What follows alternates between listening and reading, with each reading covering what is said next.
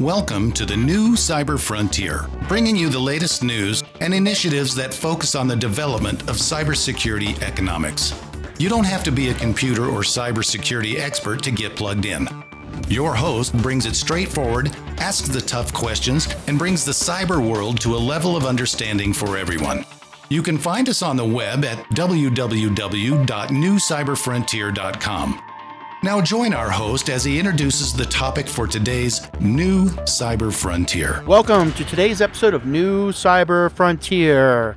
On today, we're continuing our series IEEE blockchain and transactive energy.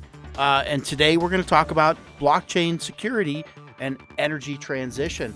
So our guest today, Patrick Phelps, is the CEO of WHYGRENE Incorporated and the founder there. So we're going on a little startup tour with Patrick today, and I'm glad to have a kind of startup person on with me today. Welcome today, Patrick. Thanks for joining. Thanks, Chris. I appreciate you having me on. Yeah, I definitely, we were talking before the show, and we definitely understand each other's pain points and challenges here. But first of all, give us your background. How did you get to where you're at? How did you get from, where you were in grade school, the early young Patrick, to now, we're starting a startup. Actually, you're several years into it and pretty seasoned on this. Tell us your path, though. Yeah, so I grew up in Western Washington, right in Olympia, and I earned my physics degree from Western Washington University. And after that, I was really focusing in on energy being this fundamental resource. At the same time, the blockchain space was developing, and there was a lot of technology that I thought was very beneficial, and a few things that I thought we could still improve upon. And therefore, I wanted to kind of meld these two ideas together and see how we could take the blockchain transaction benefits and apply that to the energy market as we're undergoing this energy transition. So, and you have a background in energy companies before. Talk about that a little bit.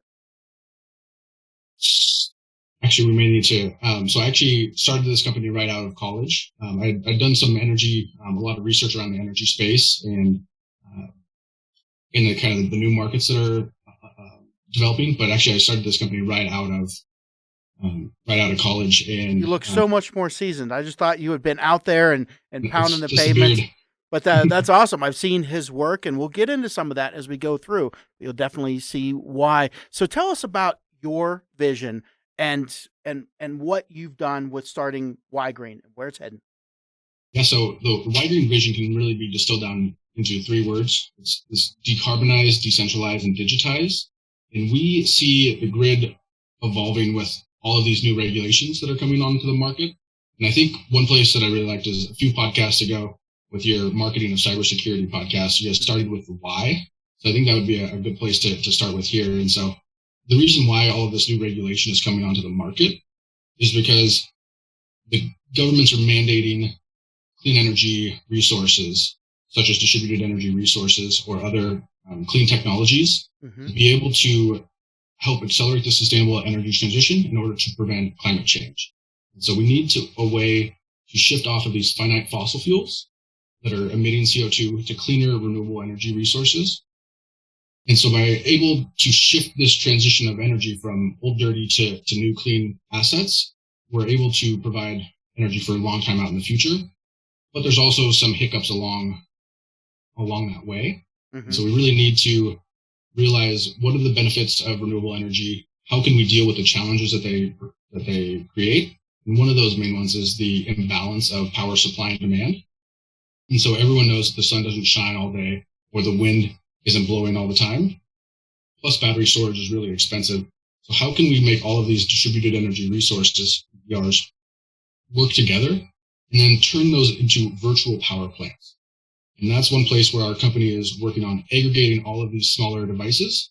And instead of the utility building one big new fossil fuel plant, they can aggregate thousands of smaller DERs on their network and virtually turn that into a power plant. Yeah, we had a show a couple ago where we talked about aggregators, which is a very interesting, almost new concept where we say a group of people all operating the same and the ability to control that power resource becomes the same as a big power generation. We'll be right back. We're going to talk to our sponsor, hear from our sponsors. Be right back in a minute. Blockframe technology offers next-generation blockchain-managed trust and security. Unique non-fungible tokens are used to secure software bills of materials to provide data quality and security for every transaction in your supply chain. Deploy advanced peer-to-peer product security, scale zero trust capability to millions of IoT devices, allow vendor tracking and accountability, and rapidly reset from compromise. Unchangeable, time-sequenced blockchain data provides next-generation security using machine learning trust algorithms and audit analytics. Start securing your supply chain today by contacting Blockframe at www.blockframetech.com. Welcome back to New Cyber Frontier. Talking today with Patrick Phelps, CEO of WHYGRENE. And Patrick, before the break, you had talked about driving forces, regulators, the need. But that I want to know, how does that affect people? The individual. What's the driving force behind an individual? Great topic, and I think this is where we need to make sure we don't lose anything of the past power grid. Regulators are really wanting to keep safe, reliable power for their users, and that's something we need to maintain. As we switch to the clean energy, one of the challenges with this intermittency is that the power outages are happening more often, as we see in California and Texas. And so as we make this transition, we really need to make sure that power is still reliable for the end consumer. And we can add this added benefit of being clean power, but at the end of the day, it still needs to be reliable power. And so that's one of the places where I think this hits the end user the most, is they need to make sure at the end of the day their lights still turn on, whether that's coming from a fossil fuel plant or from solar panels. We all want it to come from solar panels, but if it's not reliable at the end of the day, that's where we really have to drill down and make sure that's reliable. So that's where I think if we can coordinate all of these assets together into that virtual power plant, then that end user can actually benefit from the system. Whereas right now, there's only a few centralized power plants, and it's really these large monopolies that are controlling the network. As we democratize this system and enable anyone with solar panels or a battery or EVs, they can now connect to the grid and virtually become a power plant on their own. And that way they can start providing grid services and even earn a return on investment for their DERs. So I think one of the best examples that we've heard and what utility CEOs have told us is we want our customers with electric vehicles. And again, a lot of these electric vehicles are being mandated and being incentivized by the governments of federal governments and even state governments. Even some state governments are trying to incentivize the EVs and really completely get rid of internal combustion engine vehicles. And so that's a place where it may affect everyone much sooner than we think. So if everyone has an electric vehicle, they can now start participating in the energy market. Instead of going to the gas station, they can charge up at home, right? And we want to incentivize them to charge up when the cost of power is the lowest. For example, utility CEOs tell us, we want our customers to charge up with low-cost wind energy overnight. Driving to work, don't charge up right when you get to work because the price of electricity is still high. Wait till the sun comes up in the afternoon. And a lot of times, they'll even pay you to charge up with surplus solar energy because there's just too much energy on the network, which is harmful. And then that person can drive home after they're done working and have the option to either save the energy on their battery or sell it back into the grid as this virtual power plant. And that's something that will help the utilities and the regulators, but also help the end customer at the end of the day. In that EV, there's several reports out there showing that they can make over $1,000 to $2,000 a year just by providing these grid services, by storing surplus energy and reselling it when there's a shortage, or providing other ancillary services. So I think this is really a win-win-win where the regulators win, utilities keep the grid balanced, and the end customer can actually get paid to sell power. This is interesting because we titled the show "Transition," and I kind of see what you're meaning by the transition. Is if we move from where we were at with the centralized to a decentralized, not only you could make money, you said, by charging at different times and discharging or taking power by being paid for it when there's too much. even, and then giving it back. But you get free transportation too. So exactly, you're paying for it. Yeah. yeah. So there is a benefit. Other than PVs, personal electric vehicles, do you see other areas that the consumer really benefits, or is that to be determined to come through this transition? I think there's several others, and one other one is just being able to be off grid. And so instead of having to run your dirty diesel generator, there's even several startup companies out there that are replacing generators with batteries. And so by just having your battery there, you can keep your lights on, and so it can still provide backup power to you whenever you choose. Mm-hmm. But in the times where it doesn't need to provide that backup power, which is only a few times a year, it can be creating this return on investment every day just by slightly charging up, discharging, and providing these localized grid services. And so I think there's a whole number of ways that DER owners can already participate, but they're starting to be more and more with new regulation.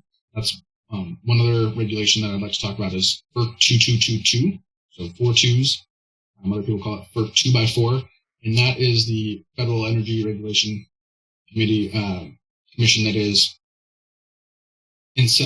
demanding, or it's going to be requiring wholesale markets to accept smaller distributed energy resources. So the battery or EV can connect to their local distribution network and work with their utility, but it also could participate in the wholesale market. And this is kind of in the next 2 to 3 years when that market's really going to be opening up. And so that allows several different revenue streams. And then what our application does is try to maximize those revenue streams. What's the best market to sell your electricity into? Are there other services that it can provide to really optimize those returns?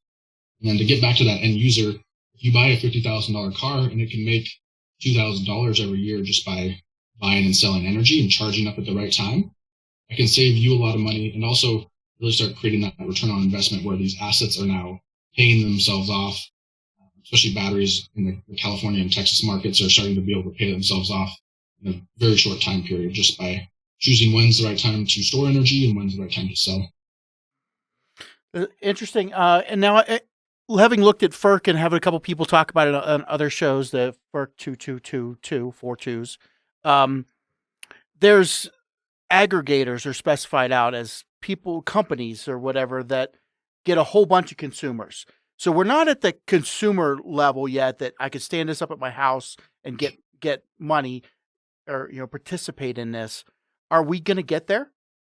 Yeah, I think we're moving there pretty quickly.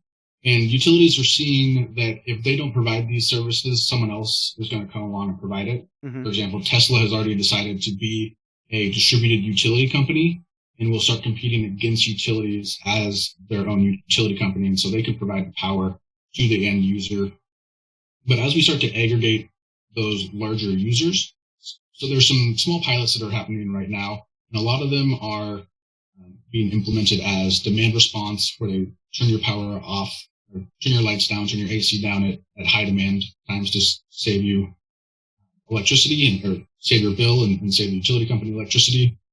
And they're doing some smart EV charging. Mm-hmm. But I see this shift of going to bi-directional, where I had a great quote from one of our initial customers is nobody knows what cryptocurrency is, but everyone knows how to pay their power bill. And so we're creating this market where it's as easy to pay your power bill as it is to sell energy back to the utility. And so now we're getting this bi-directional market where everyone right now is just paying for their electricity. But imagine turning into that power plant and selling it back to the grid. We get this bi-directional transactions that are going on where everyone is equal, and eventually the grid could be this fully decentralized peer-to-peer network where the utilities are running the wires and the poles, but a lot of the utilities' job is just connecting one peer to another peer and being the middleman in that market, just making sure the grid is balanced.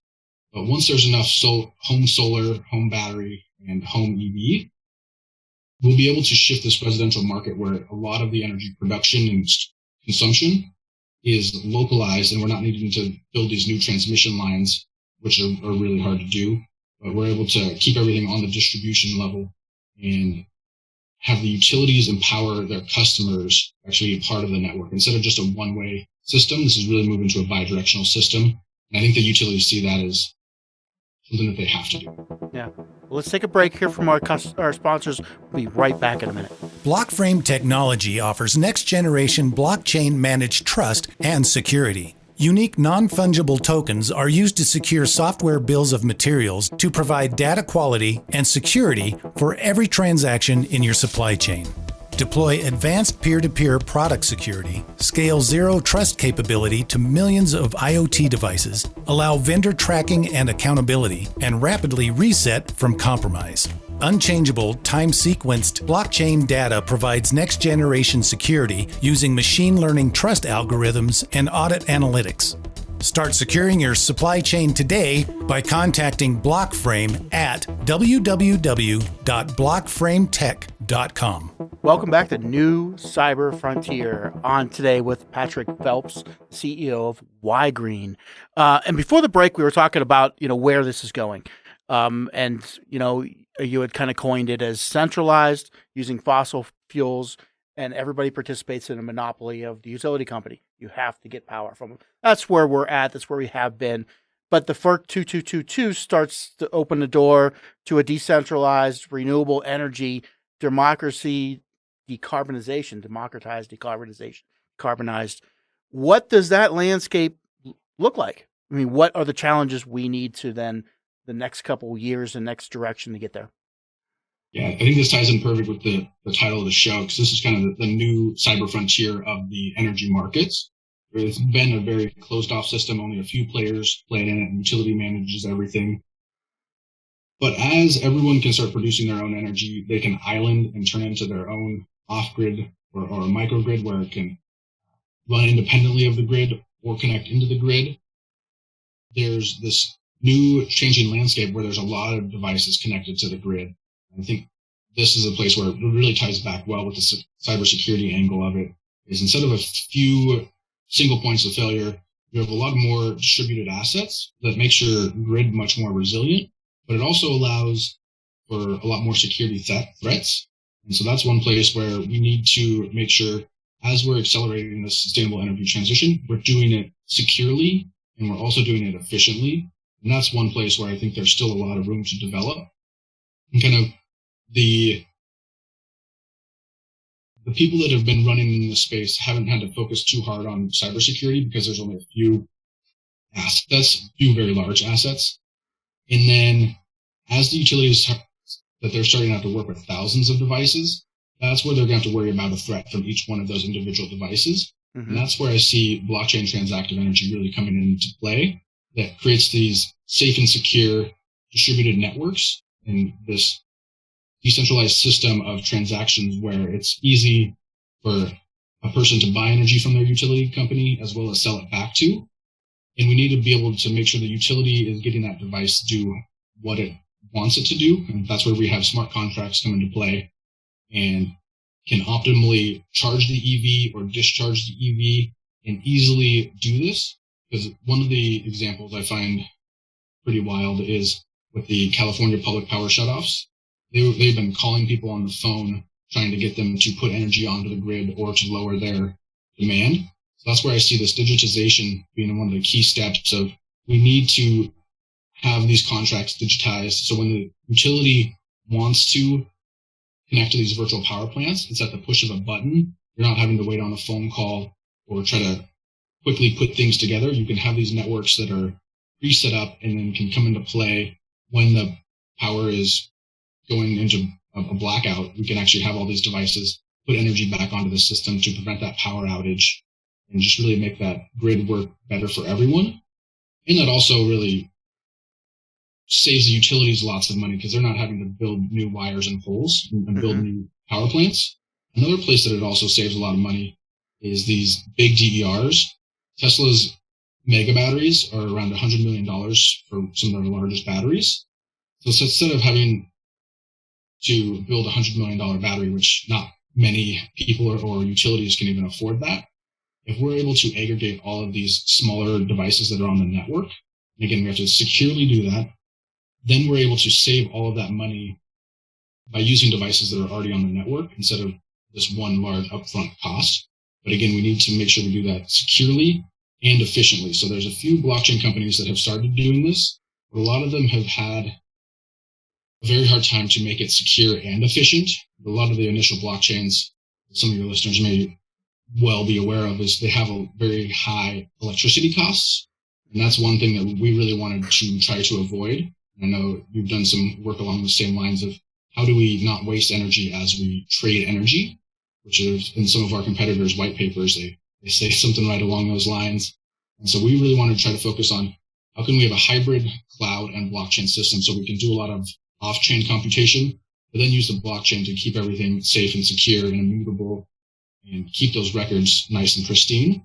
And really find that happy medium of we want the added security that blockchain provides, but we also want some centralized efficiency. Mm-hmm. So the same way our software networks are kind of set up in this hybrid model, that's the same model that I see the grid moving towards, where there's still some large fossil fuel plants or nuclear plants, but a lot of the DERs that are connected on the grid edge, those can really interact with the system and be integrated. Mm-hmm. So, I hear a lot of involvement from the consumer. And if I'm a consumer hearing this and I say, okay, does this just make more work for me? What's in my path for it? My first thought is, if I'm running my car and I go out to get in it and it's been discharged and they say, yeah, we made you $3 overnight, it doesn't help me get into work. So what is, kind of the consumer have to readapt for in this landscape? Yeah, great question. I think that's actually at the core of this whole idea is it needs to be as easy for the consumer as possible and people need to live their lives. Utility companies, it's their job to buy and sell energy. And so we can shift all of the trading focus onto the utility, but we also have to make sure it benefits the user. And so with our application, users can set a few preferences about how they want their EV to charge or discharge and keep their reserve levels. And we really want this to be like a Nest thermostat where it set it and forget it, right? We don't want, this isn't an application where the user has to go in every day and make sure that they charge up their device or they discharge it. We'll have AI and machine learning in the background to automate all of the buying and selling. And then users can just opt in of how aggressive they want to be with optimizing returns to create that ROI or for their comfort. And so we'll always make sure that there'll be reserve charge in the EV. And people, this is an opt-in system where you're not mandated to have your car hooked up to this. If you want to have it not connected that day because you have stuff to do late at night, you can just have it charge. You don't have to discharge back into the grid.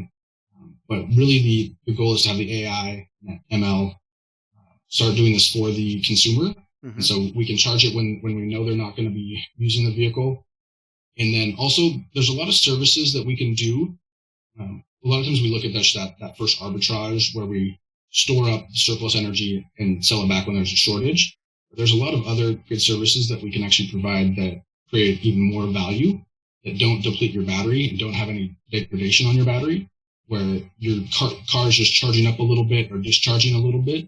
And that provides this frequency regulation or other grid services to the utility. And so just by having some localized control, you're able to get a lot of benefits without having to make yourself that vulnerable.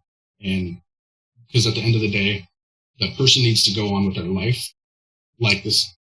It isn't an obstruction to it at all, but just adds some positive return on investment by creating money when they're not using it. Yeah. So, and we didn't talk much about your application, but it works in this space where so many people have a PEV in their garage now. And it used to be in the years back, you bought solar cells for your house, you put a battery in your garage and then you had this capability. But now you have electric vehicles that so many people are starting to bring in. And your app, your thought process around this is use that electric vehicle for these different aggregated services of many cars to provide value to the grid and the consumer at the same time. Yeah, exactly. We really wanted to take it from just a personal use where that solar is going into your house and empowering your lights, and your battery is just reserving energy, right? That's been a long time use of it, is where that battery is just serving personal use and just preventing that power outage. Now we're looking at how can we while keeping those same personal use, right? You're still going to have that. You're still going to have that battery for backup generation or backup power when your lights go out. But we also want to see how can we connect that to the larger system if that's going to provide benefits to both users. So we want to provide value to the utility, but we also want to make sure that there's value to that end user that has that battery. So if they can just toggle on a new switch on their application and that allows their battery to smartly track and trade energy with the grid, and that starts creating them a large return on investment while still not inconveniencing them at all. We need to make sure that your battery has enough charge when you need it. But in the times that you're not, when it's just sitting there, and a lot of these batteries are underutilized, and the utility doesn't even know that they're on the system. And that way we can connect them to the utility. Utility can use those to monitor and manage them. Then it's a win-win situation for everybody. Yeah. And now these devices are not just for your own personal use, but can benefit the grid as well. And it creates an additional revenue stream for yourself. Yeah. So if we look a couple years back, NERC critical infrastructure protection, we started separating the power grids because security. So, and looking at now we're adding so many more consumer devices to the grid. What's the plan for, how this impact first? How does this impact security? And what's the plan for remediating that? Yeah, it definitely creates a lot more threat vectors of spots where it can get into the grid. And it also depends on what kind of software are you setting up. Does your software itself, is it fully centralized and have a single point of failure? We saw a lot of the legacy companies have approaches like this where they're all centralized assets. And then some of the new players in the space started leveraging blockchain technology to make that secure, immutable ledger. But again, there's some downsides to that of cost. And so we got to find this happy medium of, can we get the technical and security benefits of blockchain technology without having the downsides to it? And also, how do we communicate with millions of devices, which in real time, which we haven't had to do before? The utility is very good at a few big power plants and then sending you a bill at the end of the month. But if you're going to have these transaction times in real time, because utilities are now moving to time of day pricing, so instead of a flat fixed rate, the cost of electricity varies throughout the time of day and quite drastically in some places. So we need to be able to take advantage of that in real time while also keeping everything safe and secure. And that's some places where it definitely depends on how you want to set up even your blockchain network. Do you want a public network or a private network? We found that private networks are much more secure and they eliminate the mining costs that are associated with a lot of the Bitcoin and Ethereum. And so there's some places of how do you balance out the benefits of each network, but security has to be the top priority at the start of the day, and then efficiency has to be the decider at the end. You can't have a system that is too secure, that costs so much that it's not applicable, and it also can't be so low cost that there's no security and anyone can hack it. Because we know that energy grid is one of the prime targets for hackers and could really wipe out the whole U.S. economy just by taking out the electrical grid. And your food sources can go bad if you don't have refrigeration. And so there's a lot of negative outcomes from that. So we really need to keep the grid secure with all of these new devices. And there's a lot of research, including the Blockchain Transactive Energy Group through IEEE, that has done a lot of work showing how distributed ledger technology can improve the security, and then how you can have off-chain, on-chain hybrids to really balance that efficiency. And so I think at the end of the day, you really need a secure and efficient energy exchange, and that's what WHYGRENE provides. Yeah. So where do you see this? How's it scale? What's the next 5-10 years look like? Yeah, I see in the next couple of years, a lot of these utility pilot projects are in the works, where we're connecting a handful of devices in the thousands of range, hundreds to thousands, but there's really no limit. And so as we see more EVs come onto the grid, more home solar, more residential battery storage, and even commercial and industrial battery storage, we see all of these devices naturally coming onto the market. Those are the prime targets to aggregate all of those. And then we stop having to build new fossil fuel plants. We stop building new transmission lines. And we use these assets that are very close to the grid edge. And I see in the future, and there's some great research out there that shows how really energy aggregation is going to replace the fossil fuel power plants, right? We have this free resource, right? Whenever the sun's up, you get electricity, and that's a renewable resource. But we're eventually going to run out of oil and gas.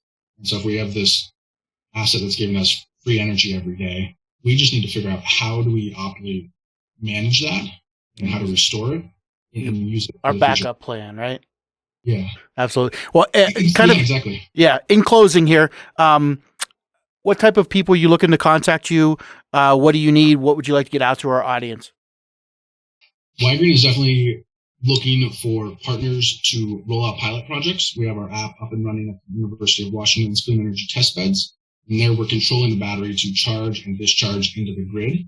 And now we just need partners to roll this out into more pilot projects where we can connect utilities and to DER owners. So if you have a distributed energy resource like solar, battery, EVs, even hydrogen, and are looking for some way to monitor and manage those assets and then connect them back into the grid, we're your people to do that. All right. Well, thanks a lot for joining today, Patrick. You have a great day. Thanks, Chris. Take care. We hope you have enjoyed this episode of New Cyber Frontier. Remember to get involved. Often we think that someone else will handle privacy and security in the virtual world, but you are the only one truly in command of your virtual fate. Join our mailing list so we can keep you informed of breaking news and new releases.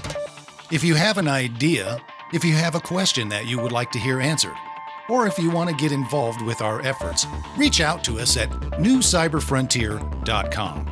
We also encourage you to visit our sponsors' links, as they are the ones that really make this show possible. I want to thank each of you for supporting the show, and we look forward to seeing you back for the next episode of New Cyber Frontier.